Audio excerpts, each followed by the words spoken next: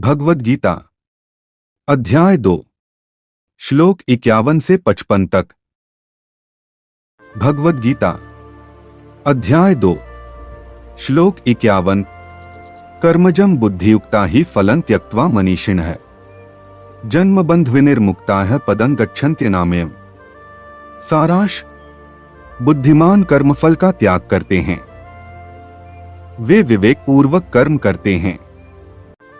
ऐसे लोग जन्म मरण के बंधन से मुक्त हो जाते हैं। उनका मन शुद्ध और शांत रहता है। अंत में वे परम शांति को प्राप्त करते हैं। भगवद गीता अध्याय 2 श्लोक 52। यदा ते मोहकलिलं बुद्धिर्व्यतितृष्यति तदा गन्तासि निर्वेदन श्रोतव्यस्य श्रुतस्य च। सारांश: जब बुद्धि मोह के अंधकार को पार कर जाती है तब सच्चा ज्ञान प्राप्त होता है। मनुष्य भ्रम और अज्ञान से मुक्त हो जाता है। तब वह सुने हुए और सुनने योग्य सभी विषयों से विरक्त हो जाता है। उसे बाहरी ज्ञान में रुचि नहीं रहती। यह आत्मिक जागृति और शांति की शुरुआत होती है।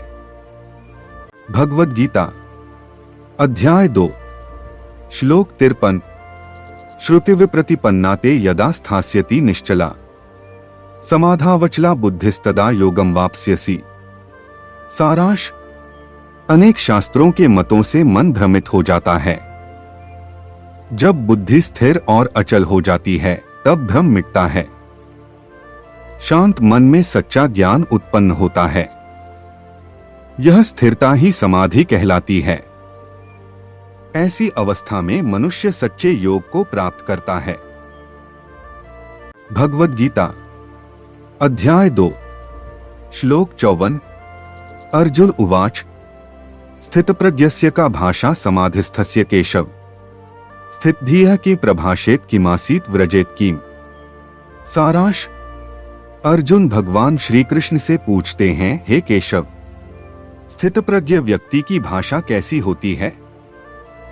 वह कैसा बोलता है, कैसे बैठता है और कैसे चलता है? जो व्यक्ति समाधि में स्थित है उसका आचरण कैसा होता है? यह प्रश्न आत्मज्ञानी व्यक्ति की पहचान जानने के लिए है। अगले श्लोकों में भगवान इसके लक्षण स्पष्ट करते हैं। भगवद गीता अध्याय 2 श्लोक 55।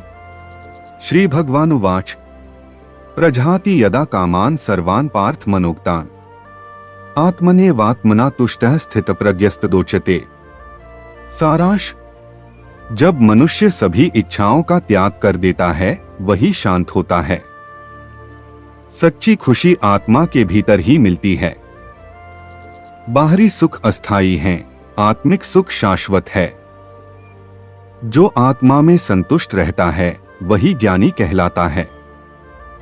ऐसा व्यक्ति स्थिर बुद्धि वाला स्थितप्रज्ञ होता है। रोज भगवद गीता के श्लोक सुनने के लिए चैनल को सब्सक्राइब करें।